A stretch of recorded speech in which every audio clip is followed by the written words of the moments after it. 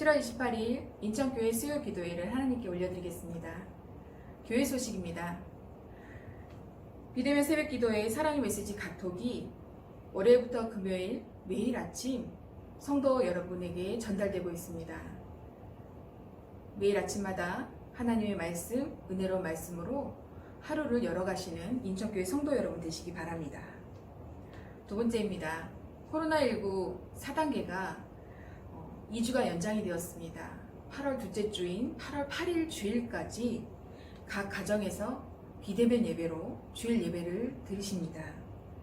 주일 11시 30분 유튜브를 통하여서 영상이 송출되오니 예배, 가정에서 드리시는 예배이지만 은혜롭고 하나님께 소중한 귀한 예배 드리시는 우리 모두가 되었으면 좋겠습니다.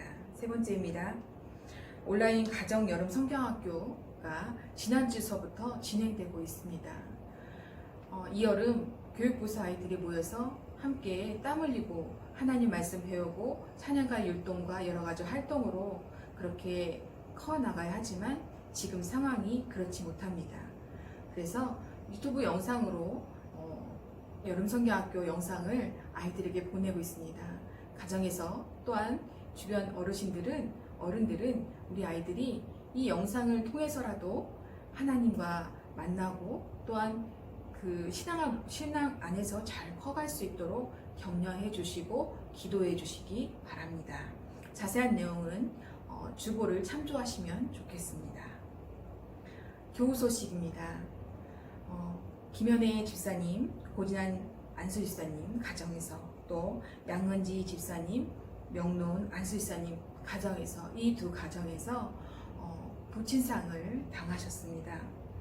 하늘의 위로와 부활의 소망이 이 가정과 함께 하길 원하고 또한 교우 여러분들은 이 모든 장례 절차 위에 기도해 주시고 나중에 얼굴 보시게 될 때에 한없는 위로로 격려하시고 안아주시고 또한 손잡아 주시면 좋겠습니다.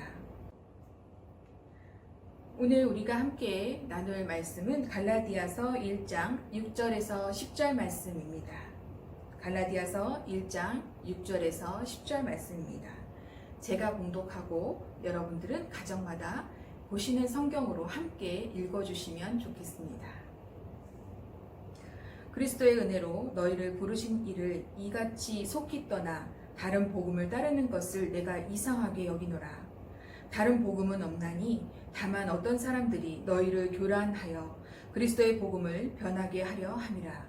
그러나 우리나 혹은 하늘로부터 온 천사라도 우리가 너희에게 전한 복음 외에 다른 복음을 전한다면 저주를 받을지어다. 우리가 전에 말하였거니와 내가 지금 다시 말하노니 만일 누구든지 너희가 받은 것 외에 다른 복음을 전하면 저주를 받을지어다. 이제 내가 사람들에게 좋게 하랴 하나님께 좋게 하랴 사람들에게 기쁨을 구하랴 내가 지금까지 사람들의 기쁨을 구하였다면 그리스도의 종이 아니니라.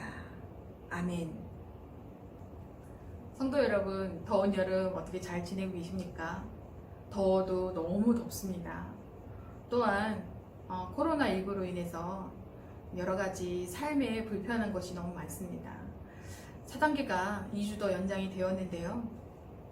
2주 연장이 되고 나니까 그동안 만나고 또한 함께 교제하고 또한 여러 가지 그 모임에서 느꼈던 즐거움이 얼마나 귀한 시간인지 다시 한번 느껴보는 시간을 그렇게 보내고 있습니다.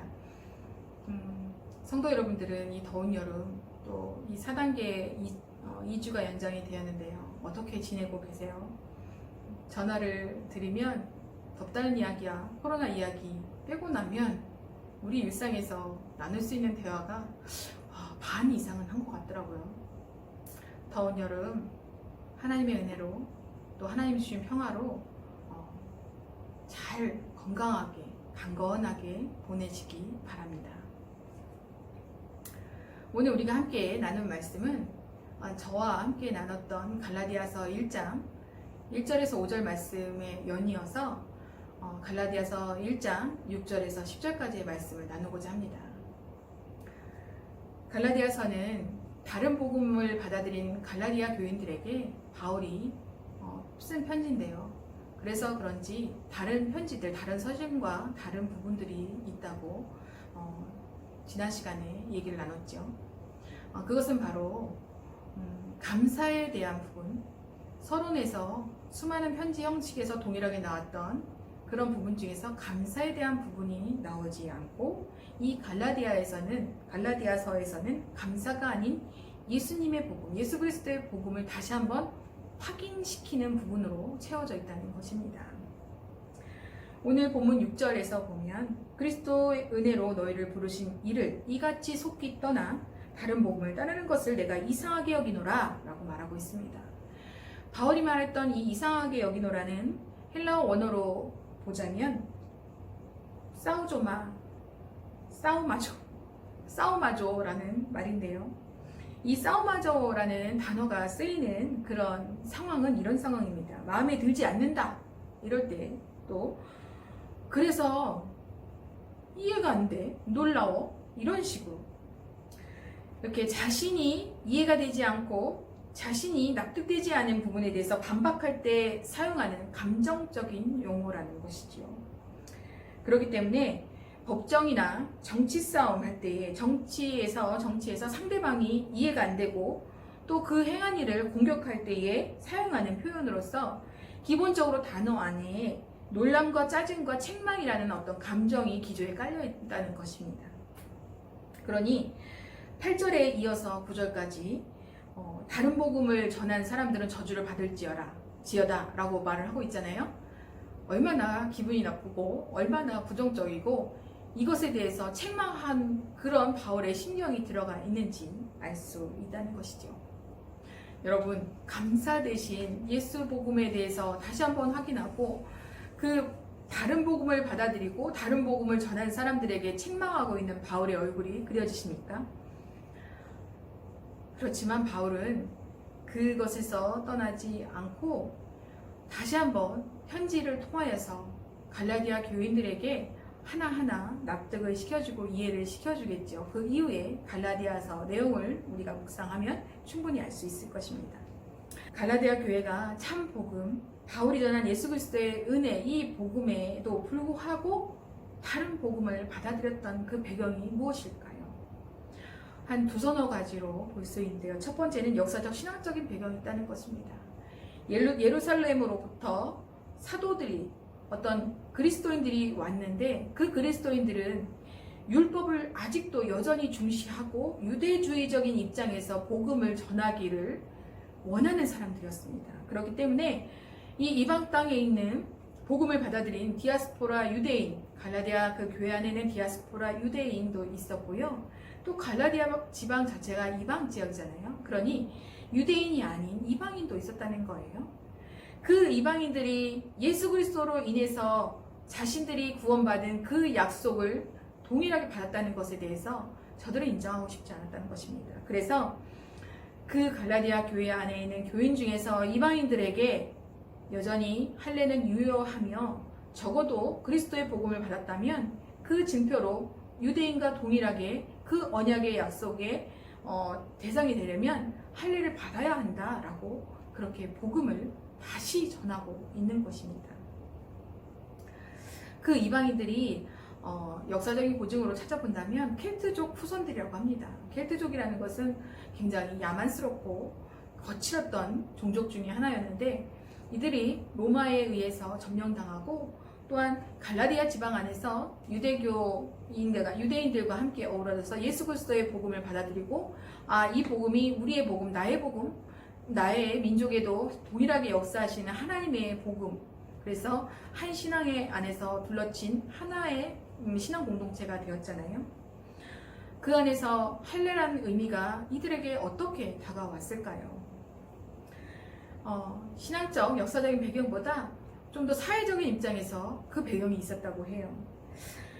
그 당시에, 그러니까 주후 80년 이전에는 기독교라 함은 예수 그리스도의 복음을 믿는 사람들이라 함은 여전히 유대교 종파 중에 하나라고 그렇게 생각했던 때입니다.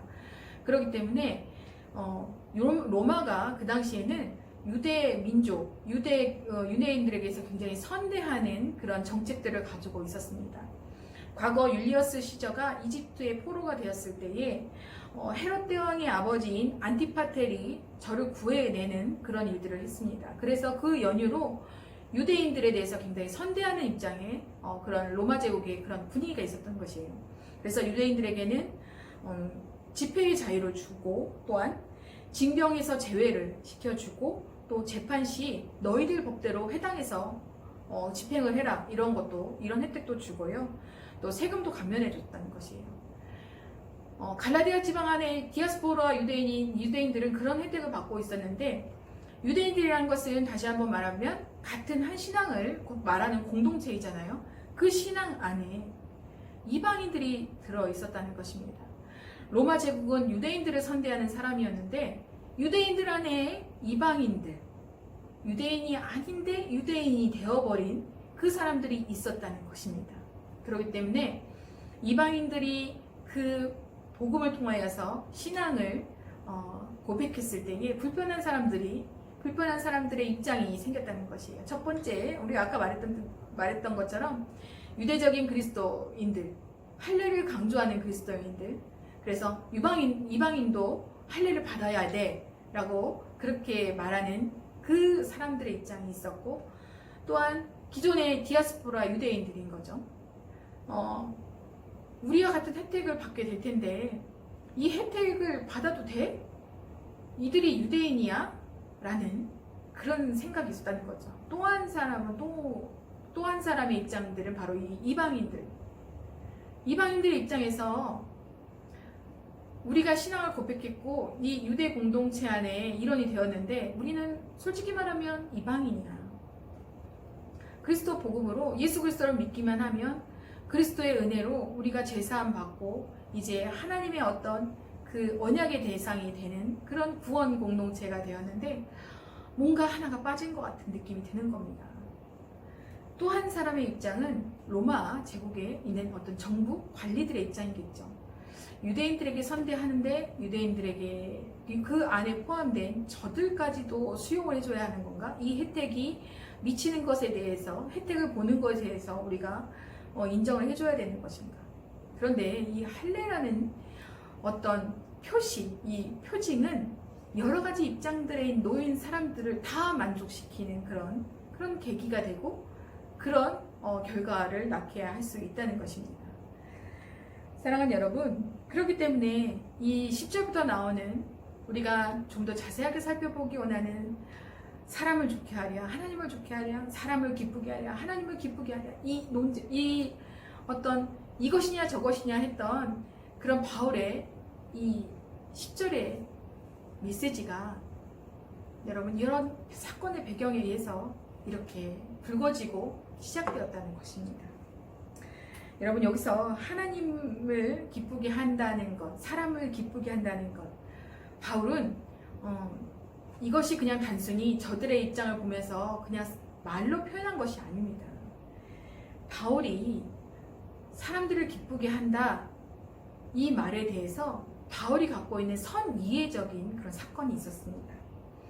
이 사건에 대해서 살펴보기 위해서는 우리가 있는 이렇게 성경, 정경이 아닌 외경에서 그 사건의 배경을 좀 찾아볼 수 있는데요.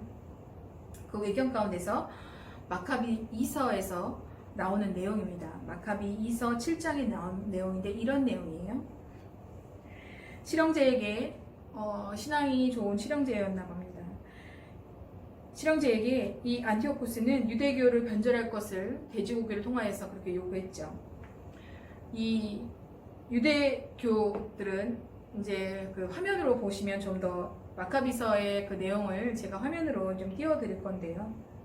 마카비서에서 보면은 그 돼지고기를 먹지 않았을 때에 박해는 그냥 우리가 생각하는 매질이나 채찍질로 끝나는 것이 아닙니다. 절대 절명으로 생명을 위협하는, 생명을 해야 하는 그런 일들이었던 것이죠.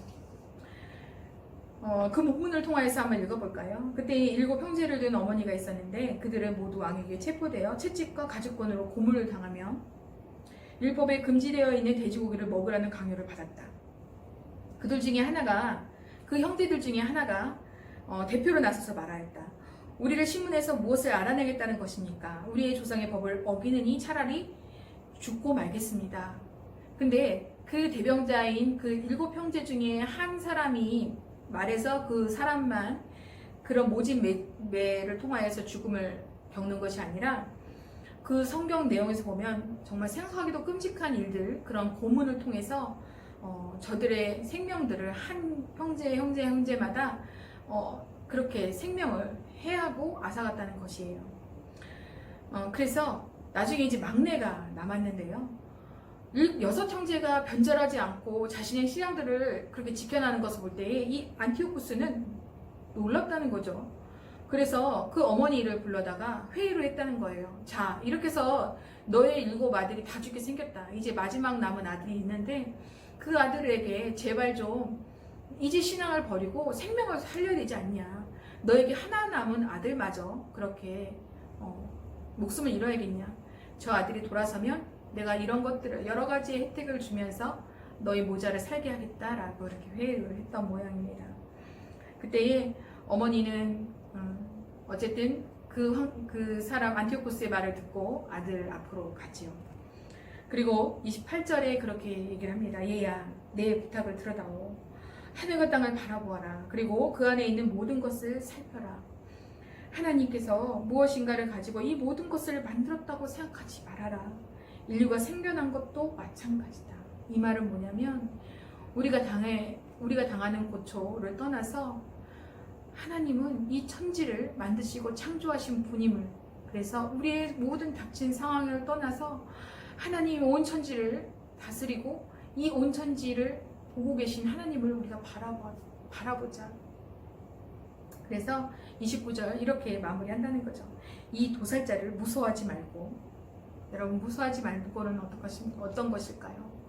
바로 우리가 갈라디아서에서 나왔던 말씀하고 동일한 것이고 6 형제가 죽어가면서 절규했던 그런 절절히 나눴던 그런 고백과도 동일한, 바로 하나님이 아닌 사람을 기쁘게 한다는 그런 일들 중 그런 사람이 되는 것을 따르지 않는다는 것이에요. 무서워한다는 건 바로 그런 것입니다. 무서워하지 말고 내 형들에게 부끄럽지 않은 태도로 죽음을 달게 받아라. 사랑하는 여러분, 유대인들은 이렇게 자신들의 신앙을 지켰습니다. 사람을 기쁘게 하는 것, 이 안티오쿠스라는 유대교를 버릴 수밖에 없는 상황 속에서 겁을 주고 위협하고 생명을 해야했지만 그 사람 말에 두려워하거나 무서워하는 것이 아니라 끝까지 하나님을 고백하면서 하나님께 찬양과 영광을 돌리면서 죽음을 기꺼이 택했던 것이 사람을 기쁘게 하는 것이 아니라 하나님을 기쁘게 한다는 그 믿음의 고백으로 그렇게 살았던 사람들입니다. 바울은 바로 이런 이해에서 사람을 기쁘게 하는 것입니까? 하나님을 기쁘게 하는 것입니까? 라고 갈라디아 교인들에게 말했던 것입니다. 유대인들의 신앙의 근간에 사람을 기쁘게 하랴, 하나님을 기쁘게 하랴의 분명한 그런 기준들이 있었기 때문이에요. 그리고 그 기준은 저들에게 명확한 행동으로 나타내게끔 그렇게 이끌었던 것입니다. 바울이 이런 이해를 가지고 율법에 대한 선택을, 율법에 대한 어떤 그런 단호한 입장에 대해서, 행동에 대해서 이렇게 드러내는 사람이 되었지 않습니까? 다른 복음이 아닌 오직 예수 그리스도의 복음으로 단호하게, 그리고 흔들림 없이 견고하게 그렇게 바울을 만들었던 것입니다. 그리고 이방인들에게 오직 예수만 전하는, 그리고 다른 인생을 살게 하는 그런 힘이 바로 이 바울의 신앙, 바울이 받아들였던 그런 복음의 능력인 것입니다. 이 복음의 능력이 우리의 교회를 만들었고, 교회가 그 수많은 역사 시절을 거쳐서 우리의 교회로 이어지게 된 것이죠. 오늘 살 때에 과연 무엇이 이 믿음의 고백이고 또 하나님의 고백이고 또 사람을 기쁘게 하는 것인지 하나님을 기쁘게 하는 것인지 그런 여러 가지 상황 속에서 우리 그리스도인들을 고민케 하고 근심케 하고 또한 행동을 하게 하는 여러 가지 어떤 출발점에 있지 않습니까? 오늘의 말씀의 제목처럼 수많은 그리스도인들이 이 사람을 기쁘게 하는 것과 하나님을 기쁘게 하는 것에 그 기준을 가지고 선택의 수많은 기로에서 서서 이어왔던 우리들의 역사 이야기일 수 있다는 그런 생각을 한번 해보게 되더라고요. 사랑하는 여러분, 우리가 성경 말씀에 보면 또 이런 생각을 하시는 분들이 있겠어요. 사람을 기쁘게 한다는 것, 사람을 사랑하는 것, 다시 말해서 이웃을 사랑하는 것은 하나님 사랑과 동일한 선상에 있는 것이지, 어떻게 이웃을 사랑하는 것과 이웃을 기쁘게 하는 것과 하나님을 사랑하는 것, 이것이 서로 충돌되는 그런 이해였나? 라는 그런 의구심이 드시는 분들도 있을 것 같아요. 그런데 여기서 분명히 다시 한번 확인하고 넘어가야 하는 것은 바로 이것이에요. 바울이 말했던 사람을 기쁘게 하는 것과 하나님을 기쁘게 하는 것, 사람을 좋게 하는 것과 하나님을 좋게 하는 것, 이것은 하나님 사랑, 이웃 사랑에 대한 어떤 율법의 온전한 정신을 가지고 시작한 것이 아니라 믿음의 고백, 신앙의 고백, 어떤 이거에 대한 바울의 자신의 고백에 대한 그런 결단의 표현이라는 것입니다. 갈라디아서에서 바울이 사람을 기쁘게 하는 것과 하나님을 기쁘게 하는 것에 대한 다른 분명한 이해, 이 이해에서 우리는 갈라디아 교회에게 바울이 전하려고 하는 말이 무엇인지 알 수 있다는 것입니다. 바울이 말한 사람을 기쁘게 하는 것, 이것은 내 신앙을 버리고 그냥 여러 사람들이 입맛에 맞게 그냥 적당히 수긍하는 그런 차원의 복음이 아니라는 것이에요. 어떠한 상황 속에서도 목숨을 버릴지라도 반드시 지키고 부여잡았고 굳건하게 섰던 그 선조들의 신앙에 대한 그 표현을 가지고 오늘 자신의 신앙을 고백하고 있다는 것입니다. 예수님을 알기 전 바울은 어떤 사람이었나요? 철저하게 유대교적 사고를 가지고 또 그런 어떤 관점을 가지고 살았던 사람입니다. 그런 신앙을 가지고 있었던 사람이기 때문에 스데반이 돌에 맞아서 죽었을 때에 그의 죽음을 당연시 여겼다는 그런 말 우리 사도행전에서 보지 않았습니까?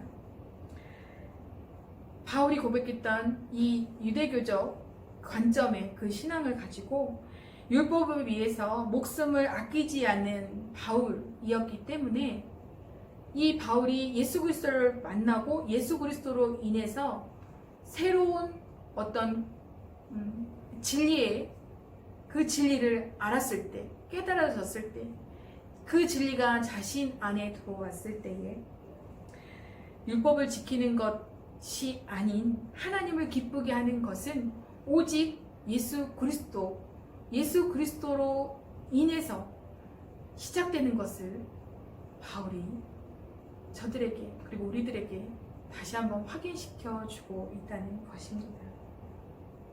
로마서에서 보면 이런 말씀입니다. 로마서 10장에 믿음은 들음에서 나며 들음은 그리스도의 말씀으로부터 말미암니다.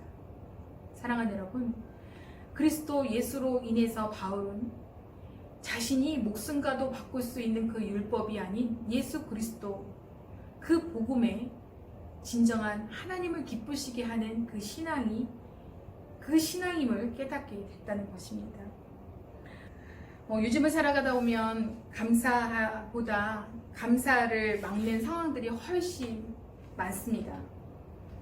갈라디아 교인들 상황만큼이나 여러 상황들이 시줄과 날줄이 되어서 서로 맞물려서 무엇 하나 쉽게 넘어가지 않습니다. 하나만 해결되면 좋을 것 같은데 이 하나만 해결돼서 좋아질 수 있는 상황들이 아닌 것 같습니다. 오늘 말씀을 통하여서 우리 세 가지만 기억하기 원합니다. 선택의 기로에 서서 우리를 그리스도의 은혜로 부르신 이가 누구인지 그 부르신 이를 기억하는 삶 되기 원합니다. 또 한 가지는 다른 복음에 타협하지 않는 바울처럼 또 갈라디아 교인들에게 말하고 있는 그 바울의 내용 여러분 기억하시죠? 다른 복음에 타협하지 않도록 우리 그런 삶을 살아내야 하겠습니다. 세 번째로 이 선택이 사람을 기쁘게 하는가 하나님을 기쁘게 하는가 그것을 우리가 분명히 기준을 세워서 살아내는 그리스도인 되기 원합니다. 자비와 은혜의 하나님을 이제 율법이 아닌 친히 우리에게 와주셔서 성육신 하시고 우리 가운데서 그 삶을 보여주고 살아냈던 예수 그리스도의 복음을 통하여서 구원이 있음을 우리 기억하기 원합니다. 오늘 우리가 함께 나눌 때에 선택의 기로에 서서라고 시작했는데요. 이 제목에서처럼 선택의 기로에 서서 이쪽을 갈 것이냐 저쪽을 갈 것이냐 그것에 고민에 빠져 있는 것이 아니라 어떻게 이 선택의 기로에 서서 있을 것인가 우리의 시작해야 되는 그 심정을 먼저 돌아보자는 그런 말씀의 은혜를 저는 깨닫게 된다는 것이었습니다. 오늘 본문을 묵상하면서 제 일상의 여러 상황을 되짚어 보게 되더라고요. 시간과 장소는 달랐지만 상황에서 어딘가 또 어떤 것을 또 무엇을 선택해야 하는가라고 많은 시간과 또 많은 일들로 번번이 고민하고 또 시간을 많이 지체하고 보내게 되는데요.